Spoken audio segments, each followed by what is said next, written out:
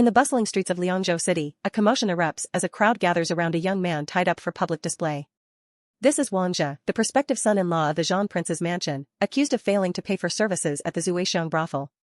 The scene is set for humiliation, with onlookers mocking the Zhan family's loss of face. Public display. Let everyone in Liangzhou City see. If the Zhan prince's mansion, he still has any face left. This guy is too much.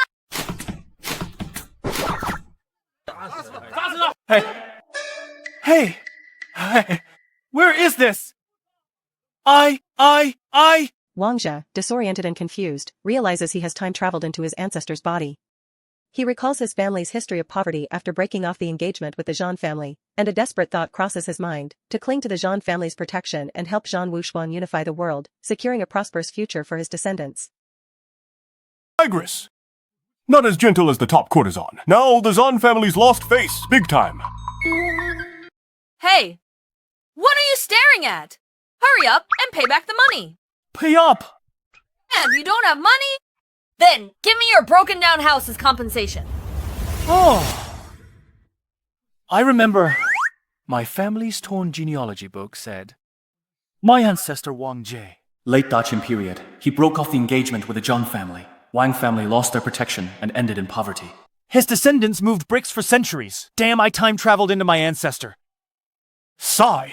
What sin? Not wanting to be a good Zhan family son-in-law, insisting on courting death. Now look! The wife is gone, and the life is forfeit too.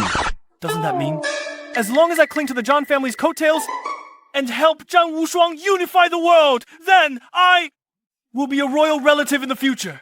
My son will be a rich second generation. My grandson will be a rich third generation.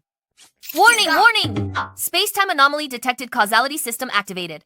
To prevent historical collapse. Suddenly, a causality system activates, warning Wang Zhe not to reveal any future plot to prevent historical collapse. The threat of obliteration looms, adding to his panic as he grapples with his new reality. Jay, where?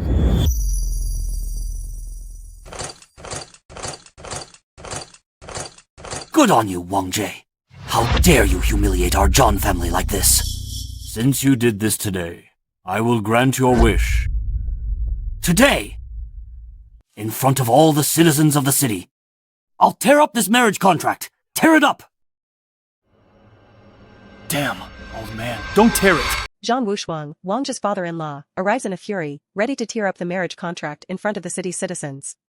Wang Zhe's inner turmoil intensifies as he realizes the contract is their only lifeline, and tearing it could lead to their downfall under political charges.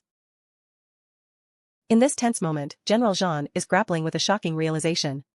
He overhears William's inner thoughts, revealing that Xiao Xiao has been eyeing his military power and that breaking the marriage contract arranged by the late emperor could lead to disaster. William, trapped by a system that prevents him from speaking openly, risks a warning in his mind, only to be met with a stern alert from an unseen force.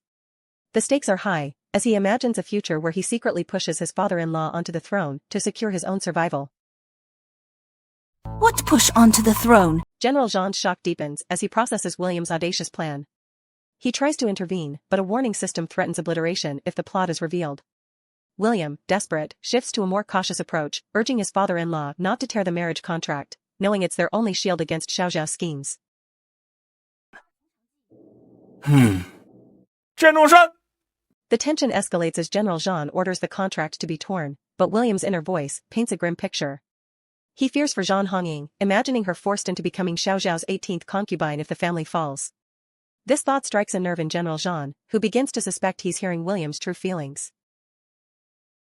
Concubine. Tragic. Too tragic. A revelation dawns on General Zhan. He realizes William's insights are sharp, exposing Xiao Xiao's plot to use the broken contract as an excuse to seize power. Despite William's playboy facade, General Zhan sees value in keeping him alive, recognizing his political acumen. The mood shifts abruptly as General Zhan's demeanor changes from hostile to oddly friendly.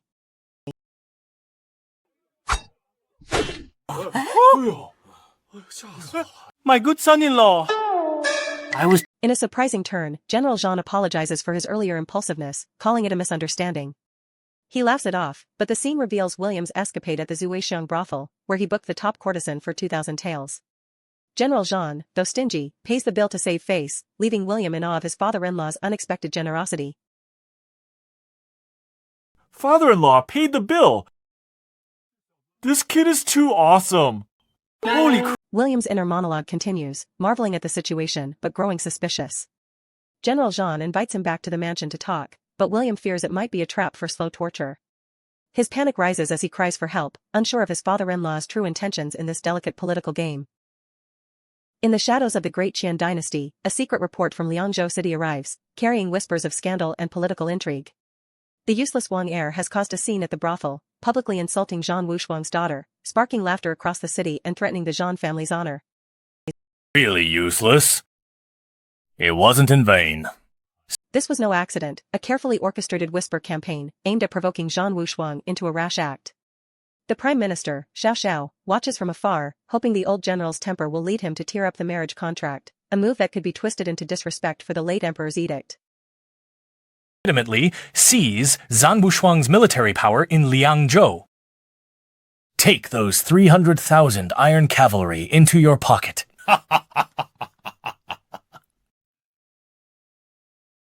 Zhang Wushuang, how can you still fight me? Report! But the plan falters. A frantic report reveals that Zhang Wushuang did not take the bait, showing an unexpected patience that sends a chill through the Prime Minister's quarters. Suspicion grows, perhaps an expert advisor stands by the general's side, already seeing through their intentions.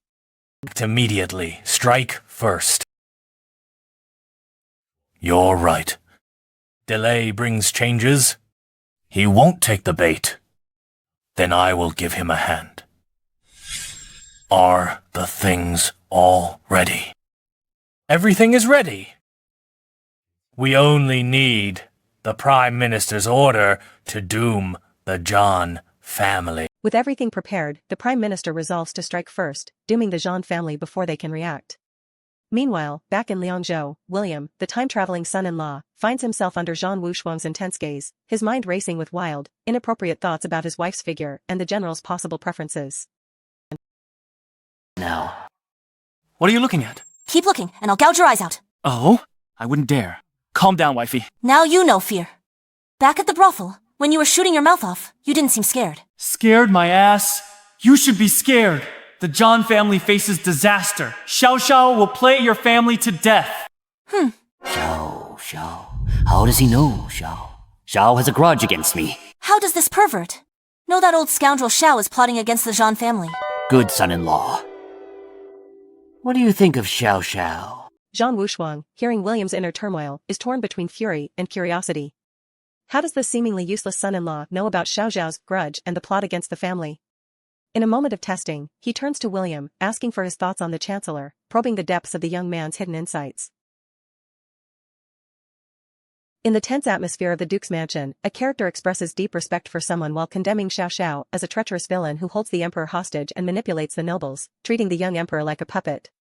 The speaker reveals that Xiao Xiao has already controlled the little emperor and is ruthless, with his next move being to eliminate the Zhang family, a thorn in his side. They suspect forged evidence and an impending imperial decree framing the Zhang family for treason and colluding with the enemy, which would lead to their deaths and Zhang Hongying being taken as Xiao Xiao's concubine. So convincing, could it be true? Imperial decrees here! Duke of Liangzhou Zhang Wushuang, receive the decree!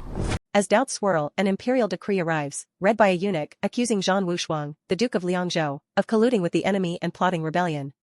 The decree orders the imperial guards to raid the mansion and search for evidence, plunging the scene into chaos. Zhang Wushuang protests his innocence, but the eunuch insists on the search, threatening punishment for disobedience. In the decree. I think someone is faking the imperial edict. I am the officially appointed Duke of Liangzhou. Even if you search, it must be done by Daqian law, a joint trial by 3 departments, and execution according to the law. How can a eunuch like you be allowed to act so presumptuously here? Laws. Here, in Daqian, His Majesty's words are the law. Zhang Wushuang stands firm, arguing that any search must follow Daqian law with a joint trial, challenging the eunuch's authority. The eunuch counters that the emperor's word is law and orders the imperial guards to charge in, threatening to kill anyone who resists. Zhang Wushuang, a seasoned general who has defended Liangzhou for 20 years, denies any thoughts of rebellion and sees the accusation as a cruel joke. Cut me! Come on, cut me! Cut me! If you cut off my head, your rebellion will be confirmed. Your entire Jean family will be buried with me. You... Eunuch, you've gone too far. The eunuch taunts Zhang Wushuang, daring him to attack and confirm the treason charge, which would doom his entire family. In a moment of frustration, William, the time traveler, observes the situation with disbelief, noting the family's inability to handle such a simple provocation. He realizes the eunuch is a decoy, aiming to provoke Zhang Wushuang into violence to solidify the false charges. In this tense moment, William's father-in-law, General Zhang, is caught in a political trap set by his enemies. The imperial guards have arrived, claiming to have evidence of treason. William, the time-traveling son-in-law, is watching from the sidelines, his thoughts racing as he realizes the danger. He knows that if his father-in-law acts impulsively, it could lead to severe consequences, possibly even punishment from the system that governs his time-travel existence. William's mind is a whirlwind of strategy, but he's hesitant to step forward directly, fearing the unknown repercussions. Meanwhile, his wife, sensing the tension, tries to calm her father, urging him not to be rash. The scene is thick with suspense, as the fate of the family hangs in the balance. Did this old man peek at my script? Such a brilliant counterattack. Is that walnut? General Zhang, overhearing William's thoughts, is struck by the clever idea of searching the imperial guards first to preempt their planted evidence. He marvels at William's sharp mind, wondering how the seemingly lazy son-in-law could come up with such a brilliant counterattack. But William, still cautious, decides to lay low, worried about system punishment. His wife, confused by his hesitation, tries to intervene, but General Zhang, now emboldened by the stolen idea, steps forward with newfound confidence. The Imperial Guards are the Emperor's personal army representing the royal dignity. What right do you, a duke, have to search the Imperial Guards? I have nothing to hide. General Zhang proposes searching the Imperial Guards, but they resist, citing royal dignity. A heated argument ensues, with General Zhang accusing them of obstruction and guilt. The tension escalates as he reveals the golden token of the state, a powerful relic from the late emperor, granting him authority to proceed. The Imperial Guards are taken aback, but one challenges the token's validity under the new emperor. General Zhang, undeterred, calls his own guards, threatening violence if anyone interferes. The scene becomes a standoff, with mutiny hanging in the air. Noisy? Where are my guards? Search them. Whoever dares to stop, kill without mercy. General Zhang, are you really going to start a mutiny over such a trivial matter? Mutiny? As long as we find something that shouldn't be on you. General Zhang orders the search, focusing on an inconspicuous Imperial Guard who seems nervous. He deduces that the planted evidence must be on someone trying to hide it. As the search intensifies, a sudden distraction occurs. A man from the crowd accuses the suspicious guard of owing him money from a brothel visit last month. This unexpected turn adds a layer of chaos, with the guard denying the debt and trying to maintain his composure. The commotion draws attention away from the political drama, but General Zhang seizes the opportunity to inspect the guard more closely. Great!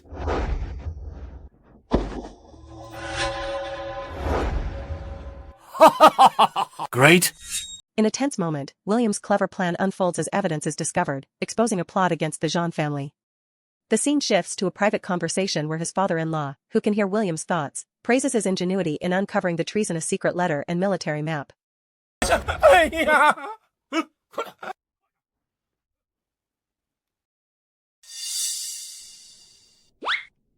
Thanks to my future son. With the threat neutralized, the father-in-law reflects on how William's debt-collecting ruse not only saved face, but also outsmarted their rivals. He expresses deep gratitude, seeing William as a hidden gem for their family's future. Listen. What's this called? A wise man playing the fool? Taking credit without arrogance? Still continuing in front of me, acting dumb and hiding his talents, right? Pay. The father-in-law, amused by William's humble act, rewards him generously with 5,000 taels of silver, further cementing his value. Seizing the opportunity, he pushes for an immediate wedding to secure William's loyalty, much to William's surprise. I only want to kill enemies for my country. I have no desire for romance. I don't want to get married. Tusk! Stop thinking about the battlefield. Look at yourself, with those amateur skills. If you lose and get captured, the outcome will be miserable. I heard those northern barbarians love this kind of— William's wife, initially resistant due to her warrior ambitions, is teased by William's playful thoughts, which her father overhears. This leads to a heated exchange, but the father-in-law firmly decides the marriage is settled, overriding her objections. After you, wife. It's starting already. Happiness came too suddenly. She has a temper. But this face and figure are truly top-notch. Especially these long— As the newlyweds retire for the night, William's mind wanders to his wife's beauty, while she, aware of his thoughts through her father's ability, prepares to teach him a lesson with her martial skills, setting the stage for a humorous and intimate confrontation. In a tense moment, William's wife accidentally hurts him while practicing martial arts, showing her immense strength. But this domestic scene is abruptly interrupted by urgent news. Dead? A servant rushes in with shocking news. An assassin has infiltrated the dungeon, killing both the Imperial envoy and the guard colonel. The master is furious, throwing a fit in the front hall. To the throat. The deaths are confirmed, with a single strike to the throat, indicating a fast and skilled blade. William's father-in-law, Zhang Wushuang, orders an investigation, baffled by how someone could sneak into the heavily guarded mansion. Naruto. Is there any use in this old man yelling so loudly? An advisor suggests it might be the work of Shadow, Xiao Zhao's top assassin, known for unmatched agility. But William, in his thoughts, mocks this idea, comparing it to a fictional character, and points out the futility of yelling loudly.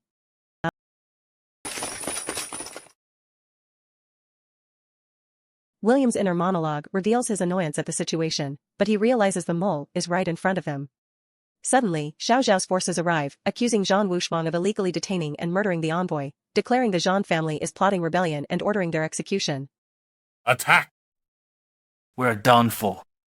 Now we're sitting ducks. This old man only knows head-on fights. He'll suffer for sure. Use your brain to surround— Zhang Wushuang accuses Xiao Zhao of killing the envoy and playing the victim, but Xiao Zhao demands evidence, pointing out the envoy died in their dungeon. As the attack begins, William panics internally, realizing they're sitting ducks. I see. In a flash of insight, William thinks of a strategy. To surround the Duke's mansion, Xiao Zhao must have emptied the troops guarding the granary at He Family Manor in the west of the city. He sees this as Xiao Zhao's Achilles heel and suggests sneaking out through a secret passage to set fire to the granary, forcing Xiao Zhao to retreat. Talent.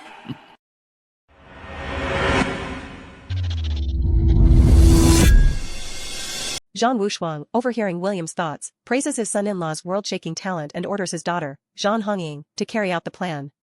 He encourages her to get out through the secret passage and burn the west granary, seeing it as their only way out. Come on. Who dares to die?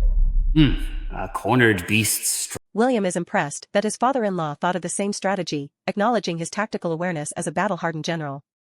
As the confrontation escalates, Xiao Zhao orders his men to kill Zhang Wushuang. We're safe. Just don't for another incense stick. Wait for Zhang Hongying. Once the fire starts, that old thief Xiao Zhao will wet his pants in fear. Since my son-in-law is so certain. William reassures himself that they're safe, believing they just need to stall for a bit longer until Zhang Hongying sets the fire. He's confident that once the fire starts, Xiao Zhao will panic and retreat. Wife. Dad! Zhang Wushuang, trusting William's certainty, puts all his hope in Zhang Hongying. But the scene cuts to a tense moment where Zhang Hongying is stopped, with her family crying out in distress. In the tense aftermath of a failed mission, a soldier reports back to William's father-in-law, General Xiao Zhao, that the granary is heavily guarded, thwarting their plans. Xiao Zhao, with a cunning smile, reveals his strategic brilliance, having anticipated their move and set a trap. William, overhearing this, is stunned. His historical knowledge clashes with reality, as he recalls that in history, Xiao Zhao underestimated the enemy and left the granary empty. Confusion and fear grip him as he wonders why ambushers are present. The granary wasn't burned. However, it's not a big problem. That old scoundrel Xiao Zhao has a fatal weakness. If I reveal that place, Xiao— Amid the chaos, William's wife pleads for help, but William's mind races with a new plan. He realizes that Xiao Zhao has a fatal weakness, the secret location where the little emperor is imprisoned. William knows from his modern knowledge that the emperor is hidden in the abandoned cellar of the ancient bell tower in the south of the city. He contemplates revealing this to force Xiao Zhao to retreat, but a sudden warning flashes in his mind. Leaking this core secret could lead to his immediate obliteration. Frustrated, he decides to probe subtly instead. Ouch! Father-in-law, can we please move? Lately when I sleep at night, I'm always woke. William feigns distress, complaining to his father-in-law about being kept awake by the ringing of the broken bell tower. He mentions the clanging sounds from the south of the city, hoping to gauge Xiao Zhao's reaction. Xiao Zhao's expression shifts dramatically. He knows the bell tower's clapper was removed long ago, and this revelation exposes his secret. William's wife watches in awe as her husband's casual remark uncovers a massive hidden truth. I've been lacking energy lately because of this broken bell tower. Ah, A tiny broken bell tower dares to disturb my son-in-law's sleep. Little Xiao Xiao, now aware that William has deduced the emperor's hiding place, seizes the opportunity. He pretends to care for William's well-being, ordering his general, Li Ruffing, to gather elite troops and explosives to blow up the bell tower, claiming it disturbs his son-in-law's sleep. William panics internally. If the tower is destroyed, the little emperor could be buried alive, ruining his own plans to control the emperor. The tension escalates as Xiao Zhao's ruthless move threatens to unravel everything. In the heat of battle, the Prime Minister's forces are in disarray. William's father-in-law, Lord John, watches from a distance, his mind racing with thoughts he can't voice aloud. The enemy retreats, but the tension lingers in the air. seems that inside the bell tower, there really is some incredible thing hidden away. Look, how scared that old thief Xiao got. testing the waters. Brilliant. Truly brilliant. So he's been playing the... As the dust settles, Lord John turns to his son-in-law, William, with a mix of awe and gratitude. He reflects on how William's seemingly foolish complaints about the noisy bell tower led to uncovering a hidden secret, saving them from disaster. In his heart, he realizes William has been playing the fool all along to protect him, a revelation that fills him with remorse and admiration. Ah, so satisfying. That felt good, seeing that old scoundrel Xiao scurrying away like a rat. Relieved my 20 years of pent-up anger by half. You are truly blessed, my lord. But regarding today's matter, even though the son-in-law was talking nonsense, still considered lucky. An accidental contribution. Yeah, fortune favors fools. If the son-in-law hadn't complained about the noisy bell tower, we wouldn't have found that place. Exactly. Bunch of noobs, trying to analyze a pro game. What do you mean by accident? This is masterminding. Good, they misunderstood. Don't want them to know I have a brain, or the system will obliterate me again. My good son-in-law, hiding... Lord John's advisors praise William's accidental contribution, but William, in his modern mind, scoffs at their naivety. He knows this was no accident, it was masterful strategy, though he must keep his brilliance hidden to avoid drawing unwanted attention from the system that brought him here. He breathes a sigh of relief as the misunderstanding works in his favor. I have decided to specially appoint Wang Jie as... Holy crap! No way! Please don't give me a high-ranking official position. If I'm appointed as a general or a tactician, I'll have to clock in for work every day and rack my brains for strategies. How do I slack off then? Just give me a sinecure, preferably the kind with high pay, less work, close to home, high status, great power, no responsibilities, where I can sleep until I naturally wake up every day. My son-in-law doesn't want to be an official. I get it. Masters are often indifferent to fame and wealth. My son-in-law... Moved by William's hidden sacrifices, Lord John decides to reward him. He contemplates appointing him to a high-ranking position, but William's inner thoughts scream in panic. He dreads the idea of a demanding job that would ruin his lazy lifestyle. All he wants is a cushy sinecure with high pay and no responsibilities. No need to fight on the battlefield. No need to handle military affairs. Just stay in the rear daily and stroll around. It's extremely lucrative. Damn, logistics inspector! Sounds like a high-level position I can rake in dough without working. This father-in-law is awesome! Getting paid to poop! Love it! Love it! Love it! This guy has world-shaking talents. Why is his head full of making easy money and slacking off? And my father Chuk playing along with his nonsense. What? The son-in-law is the Zhan family's face. Face, if it looks too shabby. Wouldn't outsiders laugh? Lord John, hearing William's unspoken desires, smiles knowingly.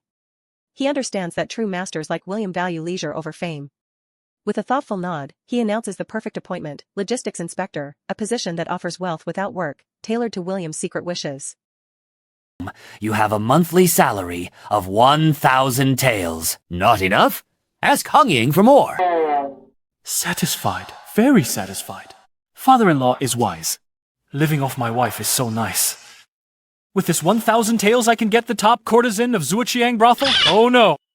Slightly renovate the backyard. Make a hot spring. Then trick my wife into soaking in it, and I'll pretend to wander in by mistake. That scene.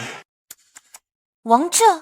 This pervert just became an official and already thinking about such dirty things. Still trying to trick me into the hot spring. Keep dreaming. Tonight you'll sleep in the stable. William's heart leaps with joy. This is exactly what he dreamed of, a high-level job where he can slack off and get paid handsomely. He can't help but celebrate internally, imagining a life of luxury and ease, all while Lord Zhang's daughter, Hong Ying, watches with a mix of amusement and disbelief at his carefree attitude. Alright, that's it. Hong Ying, take your husband back to rest. Remember to take good care of him. Yes, I will definitely take good care of him. Why do I feel such a murderous aura? Whatever. I'm Inspector Wang now, in this chaotic Dacian. No one stops me from slacking off. Let's go home and sleep. This guy is so lucky. Who asked him to have a good father-in-law? A great mind looks foolish. Indeed it does.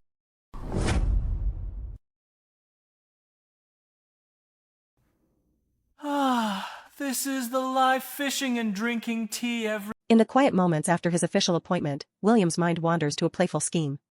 He imagines renovating the backyard into a hot spring, hoping to lure his wife, Hong Ying, into a relaxing soak, only to accidentally stumble upon her. But his father-in-law, Duke Qian, can hear every one of these mischievous thoughts.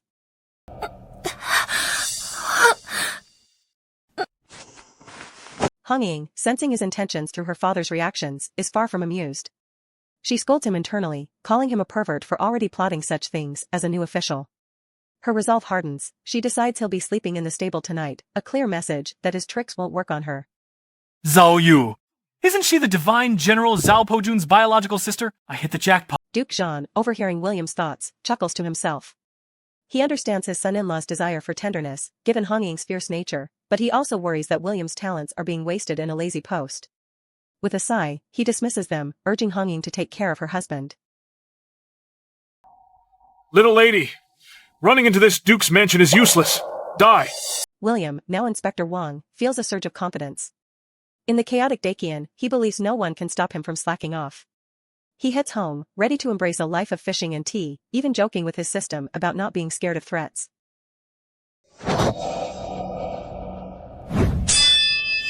Bold madman. Suddenly, his peaceful day is interrupted. A beauty falls from the sky, Zhao Yu, the sister of the legendary divine general, Zhao Pejuan. William's historical knowledge kicks in. He realizes saving her could bring Zhao Pejuan's formidable strength into the Zhang family, a game-changing opportunity. Is this all you've got? As pursuers close in, William panics and calls for Hong Ying's help, exaggerating the danger to get her attention. Hong Ying, ever protective, arrives swiftly and confronts the intruders with her fierce spearmanship, easily overpowering them. Revive her! She's Zhao Pojun's biological sister! Our Zhang family's future depends on her. William, safe, but still scheming, urges Hong Ying to revive Zhao Yu.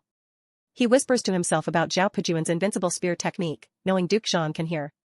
This plants the seed in his father-in-law's mind. Saving Zhao Yu could secure a powerful ally for their future ambitions. Thanks for saving me, General. I'm Zhao Yu from Zhaojiashuang, Changsha. Zhao Yu, revived, pleads for help. The Yellow Turban rebels are besieging her village, and her brother Zhao Pejuan is trapped. Duke Qian hesitates, citing the heavy losses from their recent battle and the poor stamina of their warhorses for a long-distance raid. The Yellow Turban rebels are besieging Zhao village. My brother Zhao Pojun fought desperately to help me break. William, listening in, grows impatient. He thinks to himself that Duke Qian is overthinking, risking losing Zhao Pejuan to rivals like Lu Qingda. Duke Qian, hearing these thoughts, is both annoyed and intrigued. How does William know so much about these key figures? The stage is set for a critical decision. In the stables, William's inner thoughts drift to the sorry state of the warhorses. He muses about iron horseshoes and high pommel saddles, ideas that could revolutionize cavalry warfare in this ancient era. Save him for Liu Chengde, that big-eared thief for the new year? Boy, watch your... His father-in-law, the Duke, overhears these thoughts and seizes the opportunity. With a knowing smile, he assigns William to tinker with scrap metal, framing it as a logistics task to avoid suspicion. Can't even afford to shoe the horses, nailing iron shoes to their... William, resigned to his role as secret advisor, decides to play along. He plans to attribute the inventions to ancient texts, keeping his modern origins hidden while subtly advancing their military might. saddles. Riding on them almost crushes my balls. If you change the high pommel saddles securing the front... Meanwhile, in the shadows of the capital, the Prime Minister plots. Furious over a leak about the ancient bell tower, he orders the elimination of all death squads involved, his paranoia driving him to ruthless measures. Save him. My good son-in-law. He gloats over secretly moving the little emperor, a pawn in his power game, confident that Zhang Wushuang won't dare act without him. But news of Zhao Pejuan's potential alliance with the Zhan family stirs new fears. Why don't you tinker with it? And come up with something new? Dismissing Zhao Pejuan as a mere country bumpkin, the Prime Minister orders his elite black cavalry guard to assassinate him, aiming to crush any hope for the Zhan family's expansion. What's this old man crazy about now? But since he wants to do it, I'll just draw a blueprint for the blacksmith. The scene opens with a tense military order. A messenger from the western regions delivers a grim command, bring Zhao Pejuan's head. Meanwhile, back at the estate, William's father-in-law and his men are examining the new horse-riding equipment William invented, horseshoes and a high saddle. They're skeptical, calling it awkward and impractical. My lord, is this the new gadget the son-in-law came up with? Can a horse still run with iron? As the soldiers discuss the gear, William is off to the side, trying to charm Zhao Yu with sweet osmanthus cake. He's thinking how soft and cute she is, unlike his wife at home, whom he sees as a tigress always playing with swords. But his wife catches him in the act, scolding him for flirting instead of helping test the horses. So soft and cute. Not like the tigress at home. Always playing with swords and spears. Not cute at all.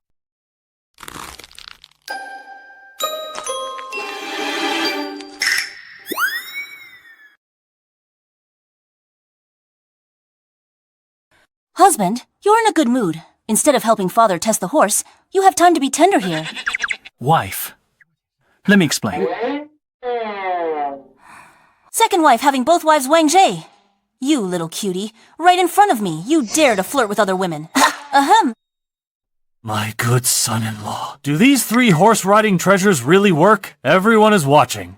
Don't worry, father-in-law. This is Mohis mechanics. Try it now. You'll experience what it means to be one with the horse. William's father-in-law, who can hear his thoughts, steps in, asking if the 3 horse-riding treasures really work. William confidently explains its Mohis mechanics and promises it'll make riders feel one with the horse. The father-in-law decides to test it himself, dismissing the others as bumpkins. This feels so stable. It's amazing. Oh!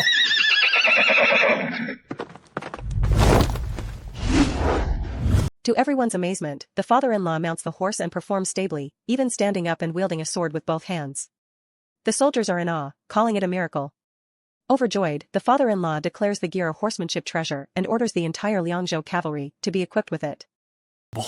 Not only did my lord stand up on the horse, but he also wielded his sword with both hands. This is simply a miracle. Great. What a horsemanship treasure. My good son-in-law, you gave me a huge surprise. With this, my Liangzhou cavalry will be invincible. Pass on the order. Equip the whole army with the 3 treasures of horsemanship.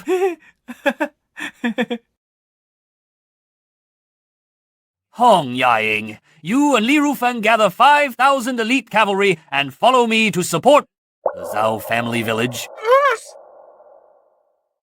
My good son-in-law, you will come with me too. I have to go too. No, father-in-law, I'm a civil official. I'm a logistics inspector. I can't handle this fighting and killing. Don't mess with me. Swords have no eyes on the battlefield. What if I die? I just want to lie at home and count money. Besides, I still have to cultivate feelings with Sister Zhao Yu. Husband, no need to be modest. Since father wants... With the new cavalry ready, the father-in-law mobilizes troops to support Zhao family village, where Zhao Pejuan is under threat. He insists William come along, but William panics, protesting he's just a civil official who wants to stay home, count money, and flirt with Zhao Yu. His wife and Zhao Yu pressure him to go, and he's reluctantly dragged into the mission.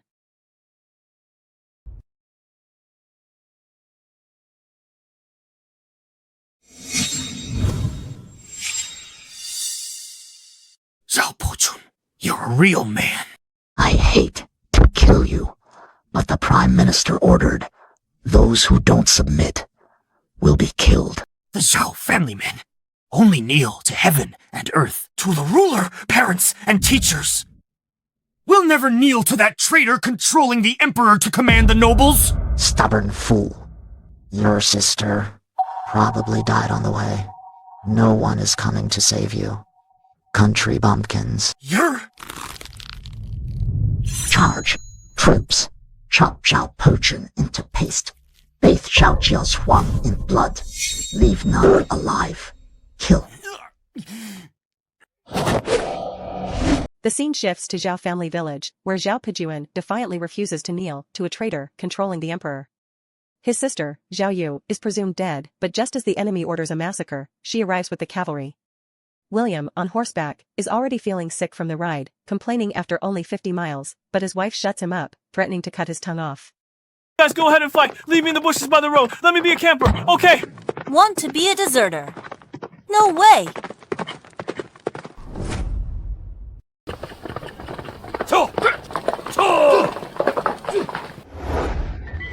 Taking off help. Whoa. Whoa!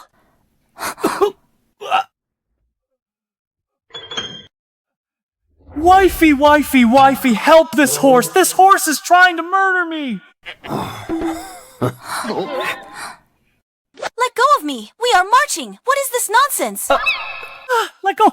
Only an idiot would let go. My wife's thigh is so firm and bouncy. Much more comfortable than that stupid horse.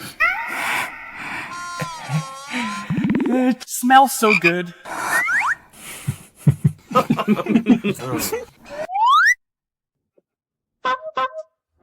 Hiya! In the midst of a chaotic battlefield, William, the time-traveling son-in-law, is struggling to keep his composure.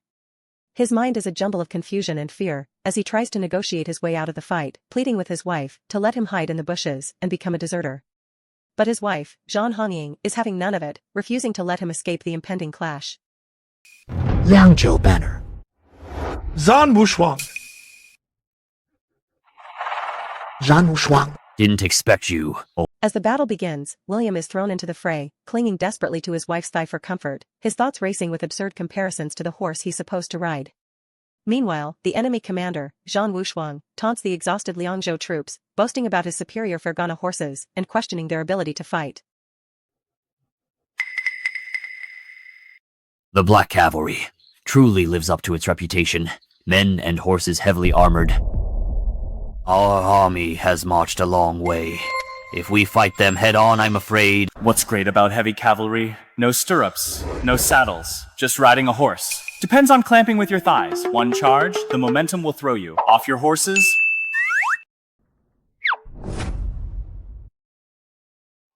Inertia! Thrown off. Right! I have the 3 treasures of horsemanship man and horses one. They don't... Face them head on! We have the 3 treasures of horsemanship! Step firmly on the stirrups! Hold the sword with both hands! Use the horse's momentum to push through! It's just like driving a dump truck into a bicycle.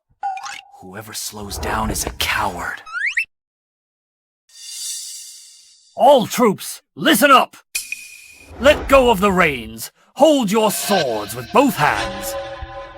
My lord! Letting go of the reins. What if the horses get spooked? Spooked my foot. Step firmly on the stirrups. Full speed ahead. Whoever slows down will be executed immediately. William, despite his initial cowardice, suddenly recalls his modern knowledge. He realizes the Black Cavalry's heavy armor is a weakness without proper saddles and stirrups, and he whispers his insights to his father-in-law, who can hear his thoughts. Inspired, William proposes using the 3 treasures of horsemanship, stirrups, 2-handed swords, and momentum, to counter the enemy.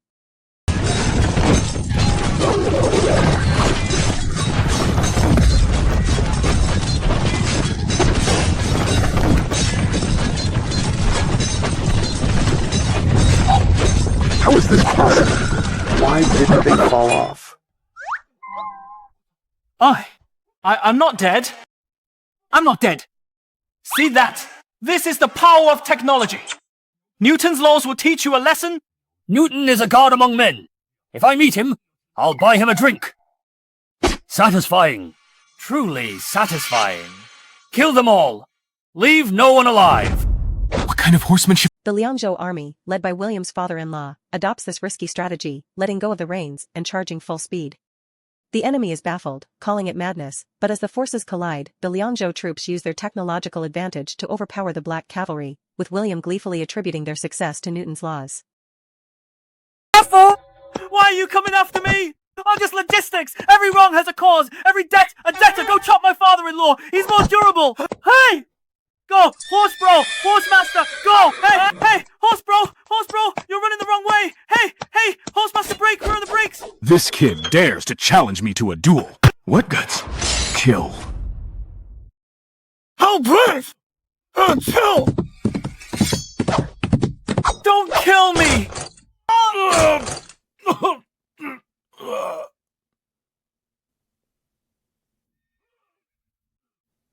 This?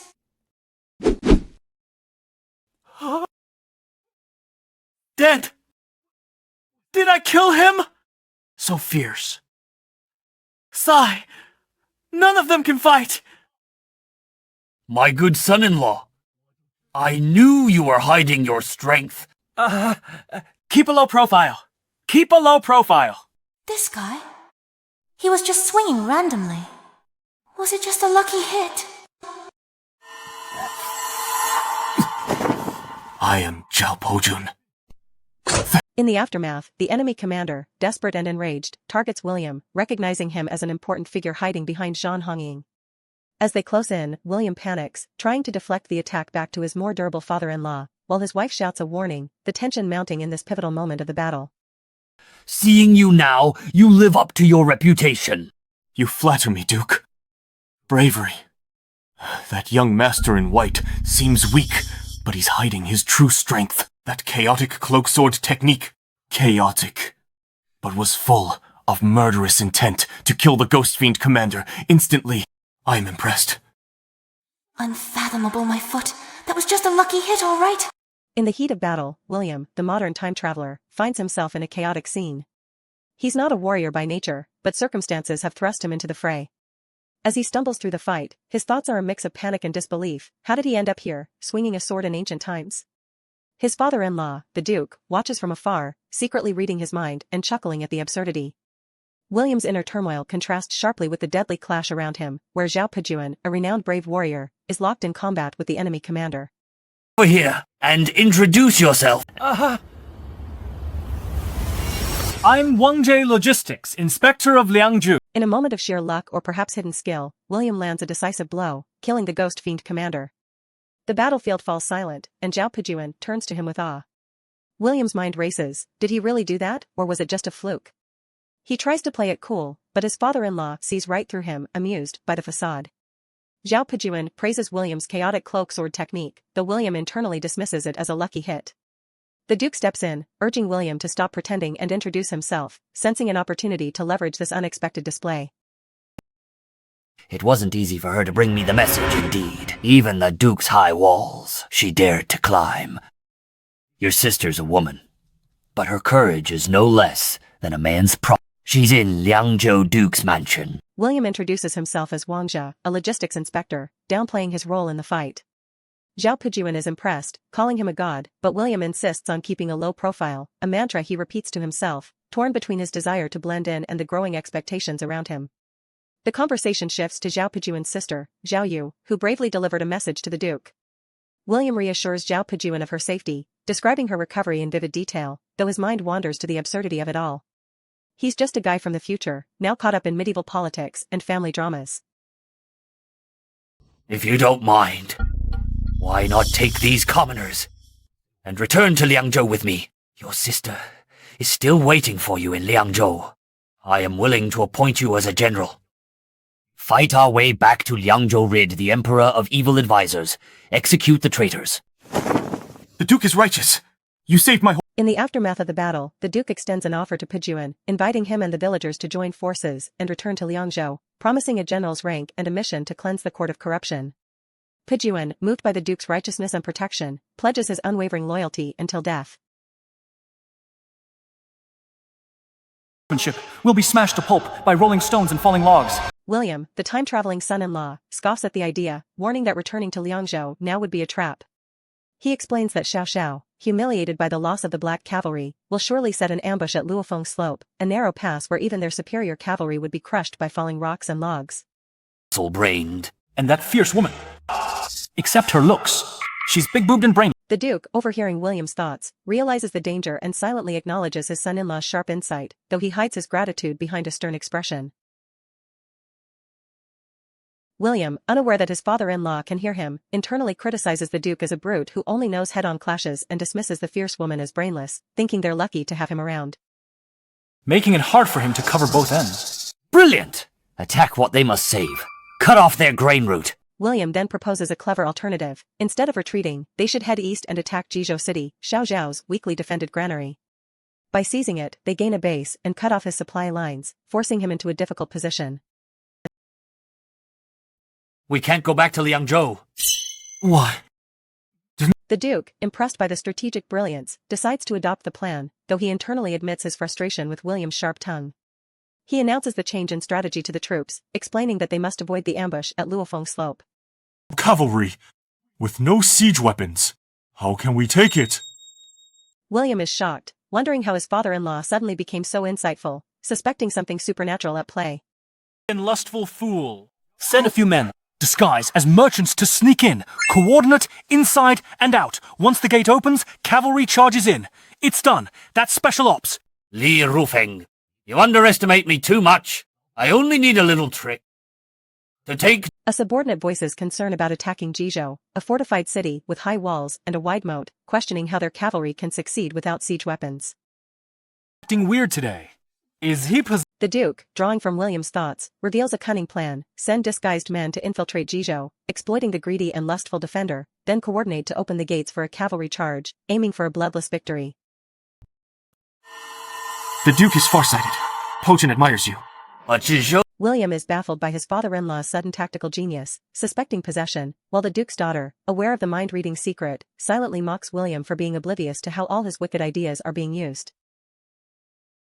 In the aftermath of the battle, Zhao Pejuan, the Duke, praises William, now known as Wangzhe, for his cleverness and courage, seeing potential in him despite his initial reluctance. The scene shifts to a tense moment where the Duke assigns William a dangerous mission to sneak into Jizhou, disguised as a merchant, highlighting William's internal conflict between fear and ambition. Take a concubine. Damn! Such a good thing, Zhao Yu, so soft and cute. If I could take her... This pervert, he wants a concubine. Wait till you're back. William panics, refusing the suicide mission, but the Duke tempts him with the promise of taking a concubine, sparking William's hidden desires and a playful internal monologue about Zhao Yu. The Duke's father-in-law, Zhang Wushuang, overhears these thoughts, adding a layer of tension as he subtly manipulates William into accepting the task.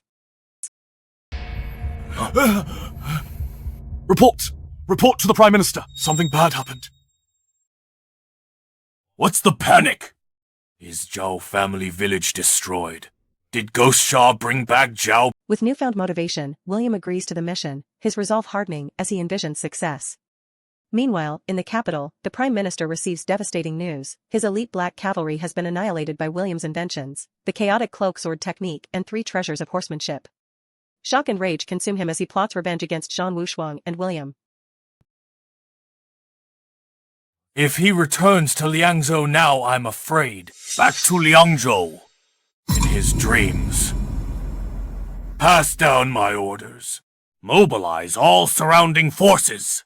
Block Luofeng Slope. Even if we have to use corpses. We must block Zhang Wushuang there. Also, issue a manifesto to the world. Zhan Wushuang. Involved with Yellow Turban remnants, intending to rebel. Call upon the world's warlords to crusade against him. This time, I will fight Zhan Wushuang. The Prime Minister orders a blockade at Luofeng Slope and issues a manifesto accusing Zhan Wushuang of rebellion, escalating the political conflict. In contrast, William enjoys a moment of leisure, flirting and drinking, unaware of the storm brewing against him and his father-in-law. In the midst of a chaotic world, Jizhou City stands as a rare haven of peace, where money seems to solve everything. A local official, likely a corrupt governor or magistrate, basks in this illusion of safety, dismissing the turmoil outside. Oh, the rules. The toll fee must be doubled. A merchant caravan from the western regions arrives, promising rare treasures. The official sees an opportunity for profit, ignoring warnings about strict inspections in these troubled times. He orders them in, doubling the toll fee, his greed overriding caution. Ake-luli-huya. Cut the crap. What are you doing? You've worked hard, officers. This, specially brought from the western region's fine grape wine. At the city gate, the caravan is stopped by guards. The merchants, led by a clever figure, offer fine grape wine as a bribe to smooth their entry. But a guard's lecherous attention to a veiled woman in the caravan sparks tension.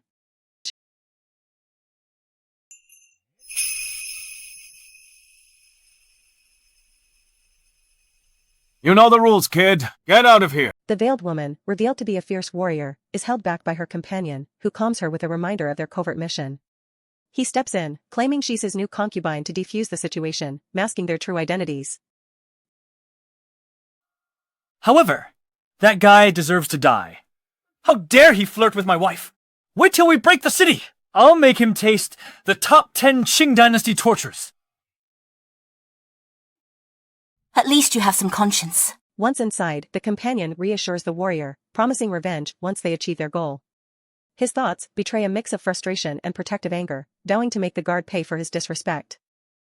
Brothers, charge! Take down Jizhou City.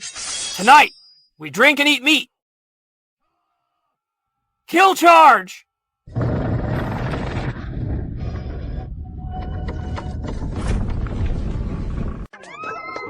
Which way? Oh, hurry up!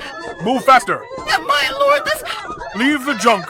This much wealth is enough for the rest of our lives. With the city gate open, the caravan reveals its true purpose, a sneak attack. The warriors charge, aiming to take down Jizhou City, turning the peaceful haven into a battleground.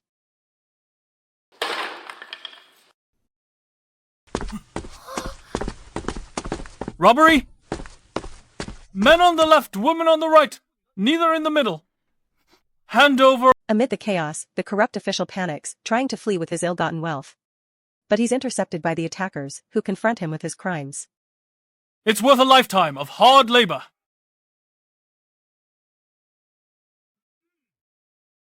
This is all the hard-earned wealth of the people.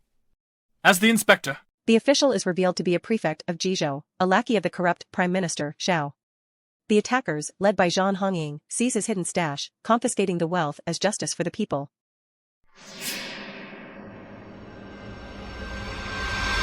Go to hell, cutie.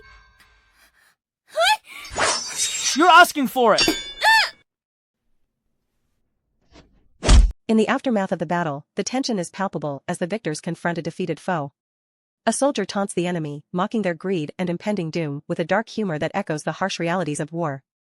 The scene shifts to a moment of brutal justice, as the enemy is captured and sentenced to a public hanging, a stark reminder of the stakes in this power struggle.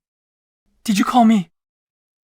Don't look at me. I just took a small... Back at the command post, the mood lightens as the Duke and his strategist, Pijuan, reflect on their victory. They've not only captured Jizhou City, but also seized a fortune, thanks to a daring plan. The Duke credits his son-in-law, William, who risked his life by infiltrating the city, disguised as a merchant. William, ever the pragmatic modern soul, downplays his role, focusing instead on the wealth he's pocketed, his thoughts a mix of greed and survival instinct that the Duke can hear, finding it oddly endearing. Repair the The celebration is short-lived as the Duke addresses his commanders, acknowledging their precarious position. With only 5,000 cavalry, they face the looming threat of Xiao Zhao's 300,000-strong army. The strategist Pijuan advocates for a defensive strategy, urging them to fortify the city and wait out the enemy, relying on Jizhou's strong walls and ample supplies to outlast the siege. Bad idea. The right move is to mass-produce soldiers.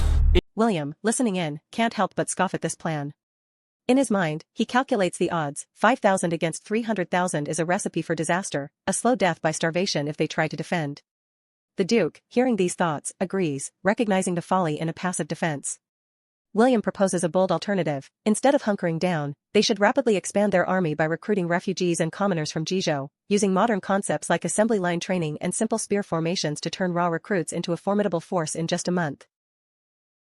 New recruits need a... The Duke is intrigued by this innovative idea, seeing it as a way to build real backbone for their forces. He issues orders to open the granaries and recruit volunteers, but Pijuan expresses skepticism, arguing that new recruits need months of training before they're battle-ready.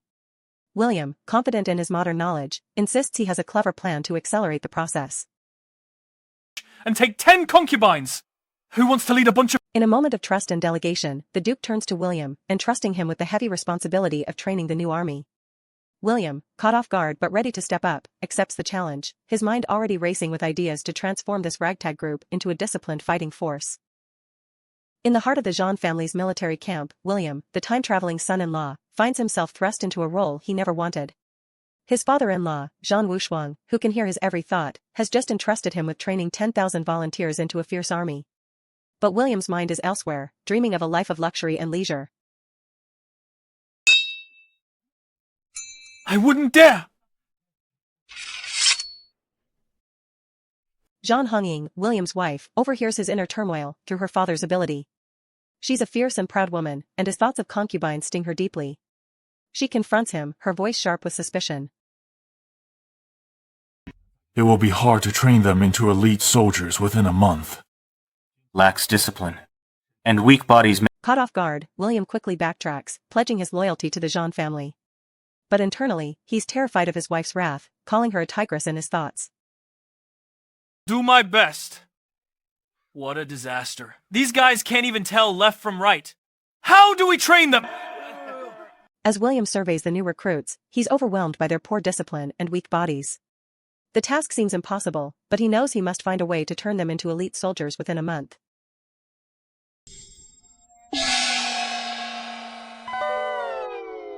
Money really does make the mare go. Listen up. I am your drill instructor. Drawing on his modern knowledge, William devises a clever plan. He steps forward as the drill instructor, using incentives and strict rules to motivate the men. Very good. As long as they have desires, this is easy. Next is to turn them into emotionless marching machines. Come on! Everyone, stand up. Turn left. Is this how you— With their desires tapped into, William feels a glimmer of hope. He aims to transform them into disciplined machines, starting with basic drills. 2. Hump steamed bun-driven method? Wait and add my straw sand. The initial attempts are chaotic, but William persists, using a steamed bun deduction method to enforce precision. He's determined to succeed, no matter the odds. Could he have flown away? Prime Minister. Urgent report received. Zhang Wushuang didn't return to Liangzhou, but did the opposite. He launched a surprise attack on Jizhou City. Now Jizhou, fallen into— Meanwhile, in the capital, the Prime Minister is furious. He had mobilized a massive army to trap Zhang Wushuang at Luofeng Slope, but the wily general outsmarted him with a feint east, attack west strategy, capturing Jizhou instead. Zhang Wushuang recruited mostly refugees and beggars. That live-in son-in-law Wang Zhe takes them to the drill ground all day to kick and walk. They don't even have decent weapons. Kicking and walking? What's this military tactic? They must be practicing acrobatics. To entertain our Prime Minister. Wang Zhe. That opportunistic guy. That's all he's capable of. In the Great Qian Dynasty, Zhang Wushuang's army, built from refugees and beggars, is being trained by William, the time-traveling son-in-law, in what seems like bizarre drills. Meanwhile, the Prime Minister, Xiao Xiao, views this as a joke and decides to crush them decisively. Top fierce general, why? Xiao Xiao's disdain grows as he mocks their tactics, seeing them as mere entertainment. He resolves to end this threat once and for all, driven by a desire to make a brutal example of anyone who opposes him. Me, tell Hua Zheng. No need to siege the city. Challenge them outside the city. As long as— He orders General Hua Xiong, his top fierce general, to lead 50,000 elite Xiliang cavalry against Jizhou, aiming for a swift and bloody victory outside the city walls. Time is short if we fight head-on. Lord, Hua Xiong's 50,000 Xiliang cavalry famous for charging into battle, especially here on the Jizhou plain. News reaches Zhang Wushuang's camp, sparking panic among his advisors. They fear Hua Xiong's reputation and the overwhelming strength of his cavalry, arguing that their untrained recruits stand no chance in open battle. Simply pedantic. My lord Rufeng, how could you be so foolish? Hua Xiong has 50,000 cavalry. If he besieges without attacking, first cuts off our water supply, then burns our provisions. William, observing from the sidelines, grows frustrated with their traditional thinking. He knows that simply defending the city could lead to a slow, inevitable defeat, as Hua Xiong might siege or bypass them. And almost ruined everything. But my lord... If we can't go out to fight, and we can't just defend, what should we do? Hua Xiong's Xiliang cavalry is known to be invincible. Zhang Wushuang, who can hear William's thoughts, suddenly speaks up, echoing William's concerns about the dangers of a siege. His advisors realize their mistake, but are left wondering what alternative exists against such a formidable foe. I've heard of this Hua Xiong. Though brave, William, impressed by Zhang Wushuang's quick thinking, muses internally. He knows the key isn't to hide or fight head-on, but to lure the cavalry into a trap, setting the stage for a clever strategy to turn the tide. In the tense war room of the Great Qian Dynasty, William, the time-traveling son-in-law, is silently observing as his father-in-law, Lord Zhan, and the generals discuss their strategy against the formidable enemy general, Hua Xiong. William's mind is racing with modern tactics, but he must stay quiet, knowing his father-in-law can hear every thought. The atmosphere is thick with urgency, as they analyze Hua Xiong's weaknesses, his hot temper and lack of strategic depth. Dog! Catching turtles in a jar! Ha ha ha! What a catch! William's inner thoughts subtly influence the conversation, as Lord Zhan picks up on his ideas about using terrain to their advantage. They focus on Helugu, a narrow valley perfect for an ambush, where Hua Xiong's cavalry would be trapped and vulnerable. The plan takes shape, with William's modern insights blending into the ancient warfare tactics. See this. This place is called Hulu Valley. Terrain is narrow and long. Just like a gourd. Hua Xiong's cavalry! Once they arrive, their cavalry advantage will be gone. Brilliant. You are wise, my lord. Hulu Valley. The discussion shifts to the crucial bait needed to lure Hua Xiong into the trap. William, usually seen as a lazy nobody, feels a surge of determination. He knows this is his chance to prove his worth and protect the Zhan family, despite the risks involved. Let me do it! Is this matrilocal husband crazy? That's why. As volunteers step forward, William's wife and others express disbelief and concern, seeing him as a coward. But William's resolve hardens. He reveals his secret confidence, the high pommel saddle and stirrups he introduced, giving him a speed advantage over Hua Xiong's bareback riding. Wang Jie, hear my order. Lord Zhan, listening to William's thoughts, begins to see his son-in-law in a new light. The initial skepticism fades into cautious approval, as William's bravery and cleverness shine through in this critical moment. When it comes to feigning defeat, I'm serious. It's secure. The first merit is mine, taking a concubine. In the command tent, Zhang Wushuang, the father-in-law who can hear William's thoughts, issues a crucial order. He trusts his son-in-law's unconventional tactics, born from modern knowledge, to lure the enemy into a trap.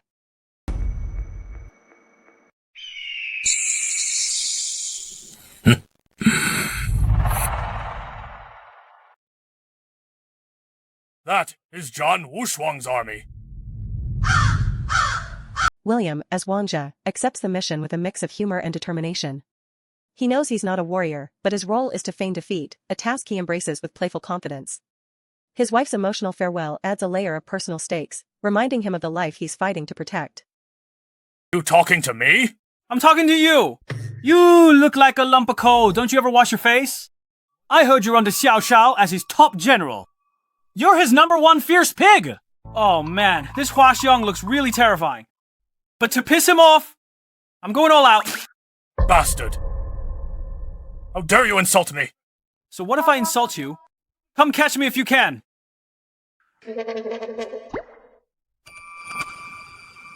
On the battlefield, William's army is mocked as a beggar army by the enemy general, Hua Xiong.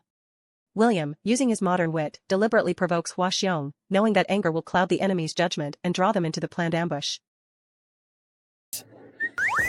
About face! Run quickly! Last one is a loser! Run away!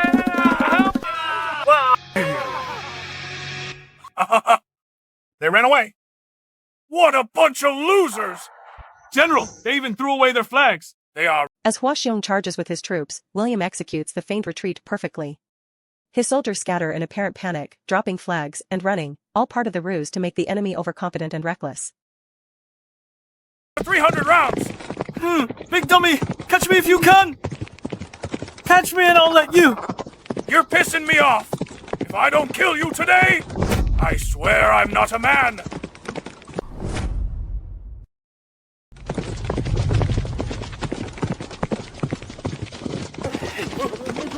Hua Xiong, now fully enraged, pursues William relentlessly, ignoring warnings from his own men about a possible ambush. William leads them deeper into the narrow terrain, where Zhang Wushuang's hidden forces wait to spring the trap. In the heat of battle, William's clever trap springs into action. The Zhang family's forces, led by Zhao Pejuan and Zhang Hongying, execute a precise spear formation, a tactic William secretly devised to counter the formidable Xiliang cavalry. As Hua Xiong's troops charge in, they're met with a wall of spears, turning their advantage into chaos. A bunch of beggars playing tricks here! Die hard. Hua Xiong, caught off guard, questions the unfamiliar formation, but William, through his father-in-law's influence, has orchestrated this moment. The battle intensifies as the Zhang forces press their advantage, using teamwork and strategy to overwhelm the enemy. Despicable villain! Fight me one-on-one! Brothers! Hua Xiong, desperate and arrogant, challenges Wang Zhe to a one-on-one duel, but William's plan relies on collective strength, not individual heroics. The Zhang forces close in, and Hua Xiong's invincibility shatters as he's cornered. Aren't you acting tough just now? Get up and party. Done! This battle... In a final clash, Zhao Pejuan and Zhang Hongying deliver the killing blow, ending Hua Xiong's reign of terror. The remaining Xiliang troops surrender, their morale broken, and William's father-in-law secures a decisive victory.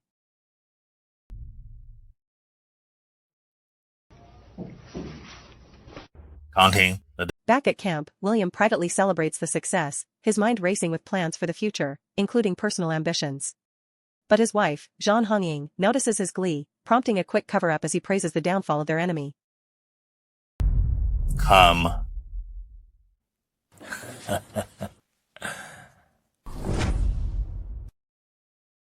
Report! Meanwhile, in the enemy camp, the Prime Minister awaits news of Hua Xiong's expected triumph, confident in his cavalry's superiority. But the reality is about to shatter his illusions. Was ambushed at Hulu Valley. 50,000 Xiliang cavalry wiped. A messenger arrives with devastating news. Hua Xiong has fallen into William's trap, ambushed at Hulu Valley, and the entire Xiliang cavalry has been wiped out. The Prime Minister's core strength is gone, leaving him in shock and despair. In the heart of the capital, the Prime Minister grapples with a dire crisis. His elite forces have been decimated, and Zhang Wushuang's power is surging with new recruits and warhorses. The threat of an attack on Liangzhou, or the capital, looms large, leaving him desperate for a solution. Once you ascend the throne. An advisor steps forward, proposing a radical move. The Prime Minister should proclaim himself emperor. This would legitimize his rule, turning Zhang Wushuang into a rebel and rallying warlords to his cause.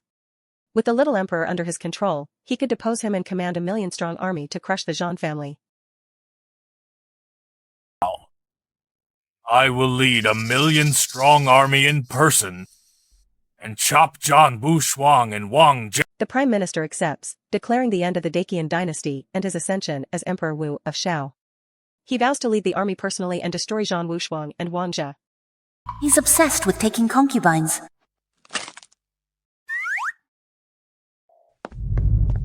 Meanwhile, in Jizhou, Zhang Wushuang celebrates a recent victory with his son-in-law William, who is secretly a time traveler. William's thoughts, overheard by his father-in-law, have been guiding their strategies. Amidst the revelry, William dreams of taking concubines, but his plans are abruptly interrupted. Xiao, you old thief!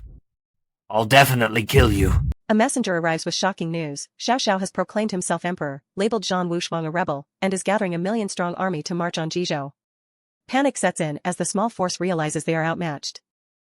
Go to the Xu family, in Jiangdong. Oh, No, no, no. Too far the Shu family might not take us in. Zhang Wushuang rages against Xiao Xiao, while William, in his mind, questions the early throne claim and the overwhelming odds. He knows they must flee Jizhou, but the question is where to go.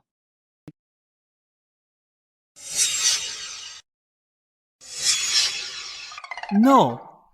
Why are you all looking at me? I want to run too. But they have 1,000,000 troops. Just one spit from each of them could drown us. Why do these people always look at me at critical moments, but running isn't impossible? The world, what? A suggestion to seek refuge with the Su family in Jiangdong is dismissed as too far and uncertain. Zhang Wushuang turns to William, hoping his hidden insights might offer a way out. Banner to crusade against the rebels and call the lords to protect the emperor. We might survive. With a righteous cause. We are the army of justice. Imperial decree. Crusade against rebels. Brilliant. Husband, what are you plotting now? No. In the midst of a desperate escape from Xiao Zhao's massive rebel army, William, the modern time traveler turned reluctant son-in-law, feels the weight of 1,000,000 troops bearing down on him. His inner thoughts betray a mix of fear and sarcasm, as he contemplates running away to a place with beautiful scenery or hiding in the mountains, all while his father-in-law, who can hear every thought, listens intently, ready to turn these musings into strategic plans. Wang Jie, just you wait. Yizhou, Jianzhi. William's mind races with ideas for survival, from packing valuables to finding a defensible location. He jokingly thinks about Yizhou, known for its beauty and pretty girls, but his father-in-law picks up on the strategic value. Yizhou is the land of abundance, easy to defend and hard to attack, with Jianghe Pass as a natural fortress. The father-in-law's admiration grows as he sees the divine vision in his son-in-law's thoughts. With a decisive order, the army prepares to abandon Jizhou and march to Yizhou, aiming to build a new foundation and fight back against Xiao Xiao. William's wife, suspicious of his intentions, warns him to lead the way correctly, hinting at her sharp wit and perhaps a hidden knife. William, ever the smooth talker, tries to placate her with humor, but the tension of their escape lingers. If I surrendered, that psycho Xiao Xiao would chop me up and feed me to the dogs! Drink up. Cut the crap. If you dare die halfway, I'll throw your corpse to Xiao Xiao. Exhausted from days of non-stop marching, William feels like he's on the brink of collapse, hallucinating and drinking what he calls oblivion soup. He even considers surrender, but the thought of Xiao Zhao's brutal retaliation snaps him back to reality. His wife, though harsh, shows a flicker of care, urging him to keep going with a mix of threats and encouragement.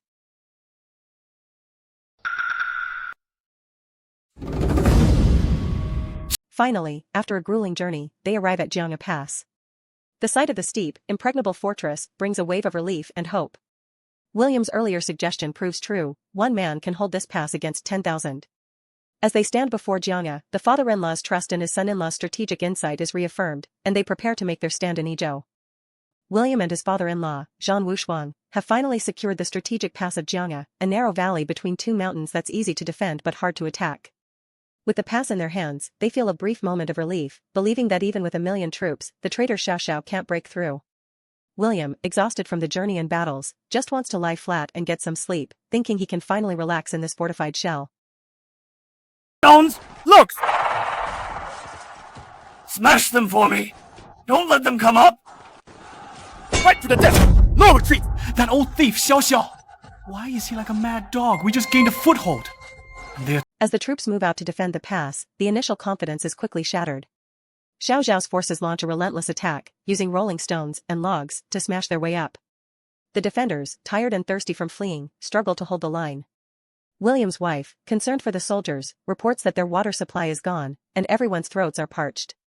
In a moment of desperation, she remembers there's an ancient well inside the pass and a stream in the back mountain, urging them to fetch water. Jiang wasn't dangerous. Would I still need to bring 1,000,000-strong army? Suddenly, William's modern knowledge kicks in. He recalls a critical detail from history or his own thoughts. Xiao Xiao, realizing a direct assault won't work, will send death squads to cut off the stream at the mountaintop and poison the ancient well. This ruthless plan aims to starve them of water, turning their tens of thousands of troops into human jerky in less than 3 days. William's mind races with the realization that they're on the brink of a deadly trap. Course relies entirely on an ancient well inside, and melting streams from the mountaintop. Pass down the order. Send death squads around to the back of the mountain. Cut off. On the other side, Xiao Xiao, the traitor leader, confirms the dire situation. He orders his general, Zhao Jia, to implement the vicious plan of cutting off and poisoning the water supply, showing no mercy in his quest to crush their morale and force them into despair.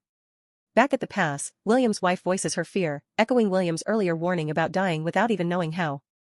Just as morale starts to waver among the thirsty soldiers, William has a sudden flash of insight, remembering something crucial that could turn the tide.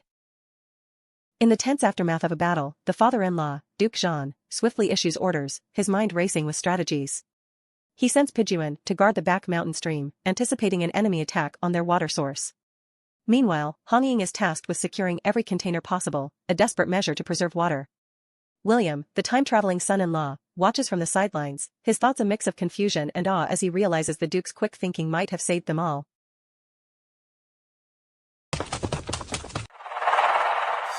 Sire, we won! We won! We held them off. Long live, Jiang! Long live! Long live! My lord. Thief Xiao retreated. A 1,000,000-strong army approaches. Just a probe. The real battle. Yet to come. Pass the order. Hurry up and rest. Prepare more stones and logs. We still don't know what that old thief Xiao is scheming. William muses to himself, wondering how the old man reacted so fast, sensing something is off.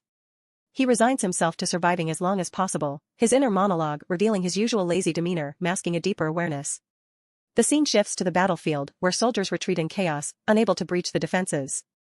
Victory is declared, but the celebration is short-lived as the Duke reminds everyone that this was just a probe, and the real battle is yet to come. Red crane poison. Just one drop can poison a cow. If all these jars were poured into the river, our entire army would not have a single survivor. What a vicious method! My lord, if you hadn't foreseen it and sent people to defend it, we would have become wandering ghosts! A god. I'm no god. If it weren't for this brat. Muttering in his heart, I would probably be dead by now. This kid usually looks unreliable, but at the critical moment, he's a lifesaver. Him again, it's always him. My husband obviously has outstanding talent. Why does he have to pretend to be? So useless. Not sleeping in the middle of the night. What's all the noise about having a party? Wow. I was right about the poison. My lord is truly divine. This insight is godlike. Pijuan returns with a report, confirming the Duke's fears. They ambushed sneaky individuals at the water source, catching them with jars of deadly red crane poison. Just one drop could poison a cow, and if poured into the river, it would have wiped out the entire army. The Duke credits William's muttered thoughts for this foresight, acknowledging that despite his unreliable appearance, William is a lifesaver in critical moments. Pour tea for the son-in-law! Serve the best tea! No, father-in-law. What are you doing? I just slept. How did I do something great? Oh my, come. Oh my, ha ha ha. Did my father-in-law take the wrong medicine? Why is he suddenly so nice to me? Sit. Good son-in-law. You are the John family's great hero. In the future, if anyone disrespects you, I'll be the first to chop him down. Good work, son-in-law! Silly husband. Father treats you like a treasure now. But you really deserve it.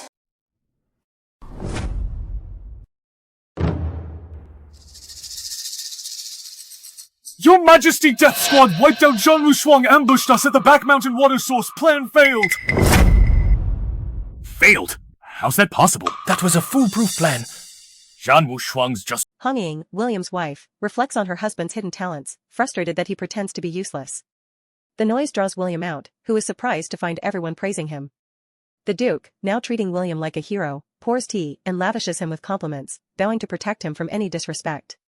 William is bewildered by the sudden change, while Hong Ying smiles, proud that her husband is finally getting the recognition he deserves. Really my nemesis? I don't believe it. I am chosen by heaven. A mere live-in son-in-law thinks he can defy fate. Your Majesty, the Zhan family is now on guard. Poisoning won't work anymore. And the terrain of Jiang is treacherous. A frontal assault would cause too many casualties. If we can't take it by force, then we'll outsmart them. Zhan Wushuang stopped the poison, but not heaven's wrath. Pass down my orders. Bring up all the fierce fire oil I bought from the western regions at a high price. And those giant catapults. Your Majesty, the fierce fire oil is too powerful once ignited. Even water can't put it out if we use it to attack Jiang. I'm afraid the civilians inside the pass will all burn to death. Civilians? I want the world, as long as I destroy the Zhan family. Let alone a few civilians, even if Yizhou burns. I wouldn't hesitate.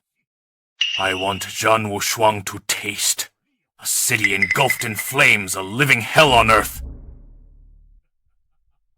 Ha ha ha!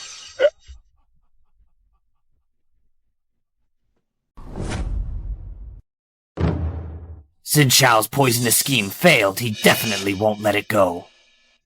What will he do next? Jiang is easy to defend, hard to attack. If poison fails, he'll attack by force. With Xiao's personality? He has a backup plan. Do you even have to think about it? The scene opens with a chilling report from the battlefield. An elite death squad has been completely wiped out, ambushed by Zhan Wushuang at the back mountain water source. A plan that seemed foolproof has failed spectacularly, leaving the enemy camp in shock and disbelief. This old thief will also calculate wind direction, I remember. Old thief. A calm advisor steps forward, trying to soothe the furious ruler. He points out that ever since Zhan Wushuang took in that live-in son-in-law, Wang Zhe, he's become a different person, a brilliant strategist who can anticipate even the most cunning schemes in advance. Must prepare early. Everyone? The name Wang Zhe is uttered with venom, sparking a deep-seated rage in the ruler. He can't believe that a mere live-in son-in-law, someone he sees as a useless freeloader, could possibly be his nemesis. He declares himself chosen by heaven, refusing to accept that fate could be defied by such a man. People, we need to move all flammable things inside the pass away. Prepare more sand. The advisor warns that the Zhan family is now on high guard, making poisoning ineffective, and the treacherous terrain of Jiangya makes a frontal assault too costly. But the ruler, consumed by ambition, dismisses these concerns. He reveals a sinister backup plan, using fierce fire oil bought from the western regions, along with giant catapults, to launch a devastating fire attack on Jiangya.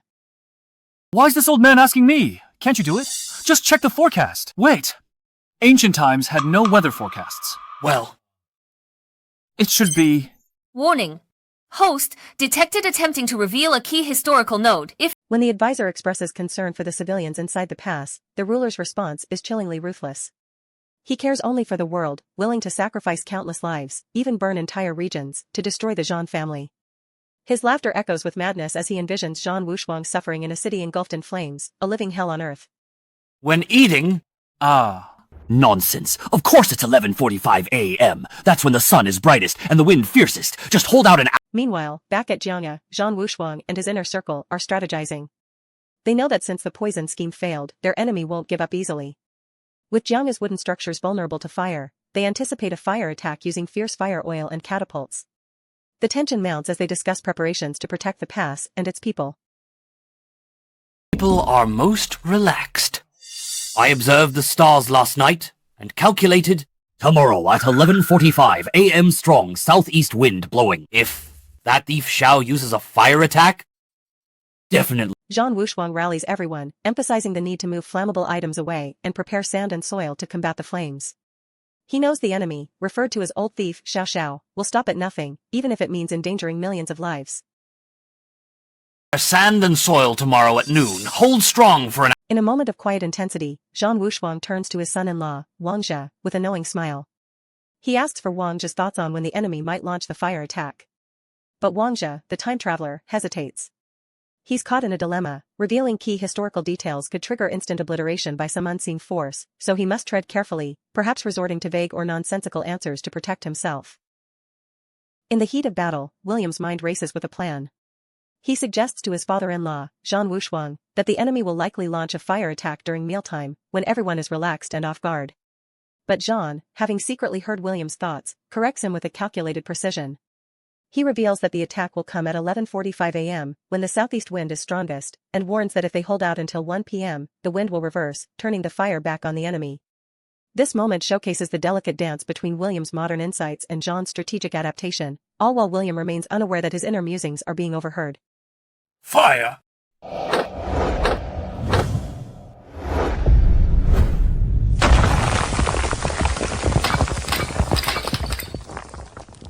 Zhang Wushuang, playing the part of the wise commander, elaborates on the plan. He claims to have observed the stars and calculated the exact timing, ordering the army to prepare sand and soil to withstand the fire for an hour. William, still in the dark about the mind reading, is left bewildered by his father-in-law's sudden fortune-telling abilities. Meanwhile, his wife hints at the truth, praising William's wisdom that Jean has borrowed, adding a layer of familial tension and unspoken understanding.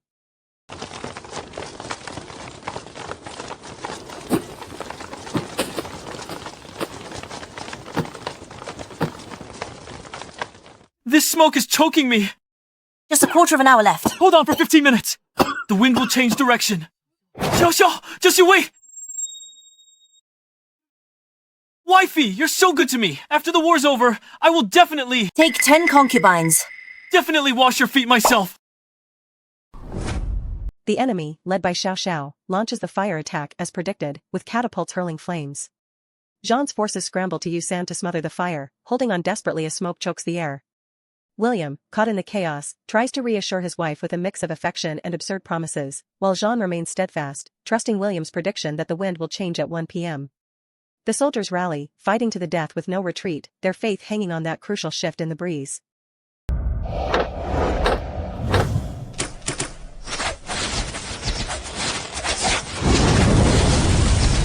It's over! We're out of sandbags too. Fire everywhere!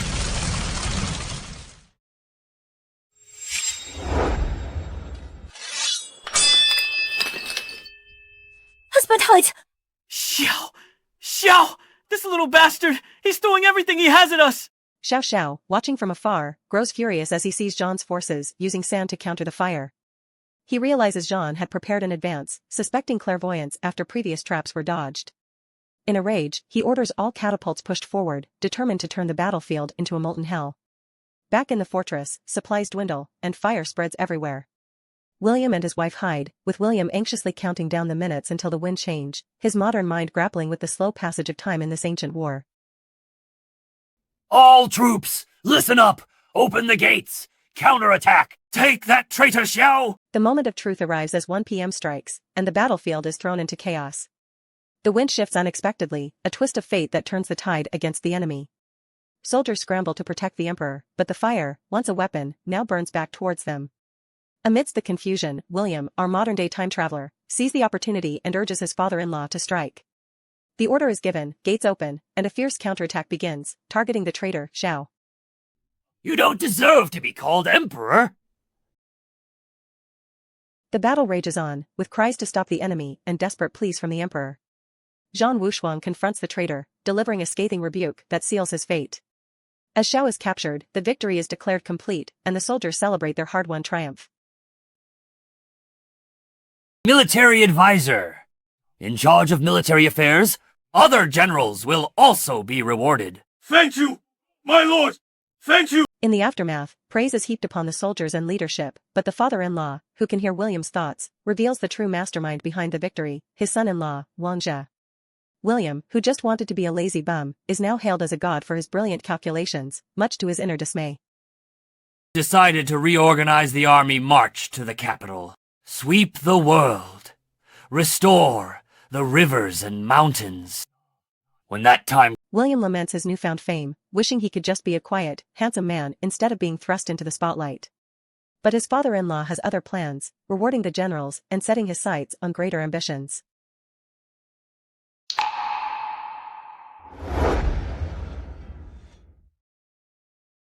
You can only take one William tries to beg off, asking to go home and sleep, but his father-in-law won't hear of it. He sees William's talent as too valuable to waste and unveils a grand plan to march on the capital and sweep the world, promising William the title of Daqian's first hero if he ascends the throne. William reflects on the irony of his situation. He thought he could win by doing nothing, but now he's set to become a hero, with dreams of being a second-generation emperor under his father-in-law's backing. Yet, even in victory, there's a playful constraint from his wife, limiting his future to just one concubine.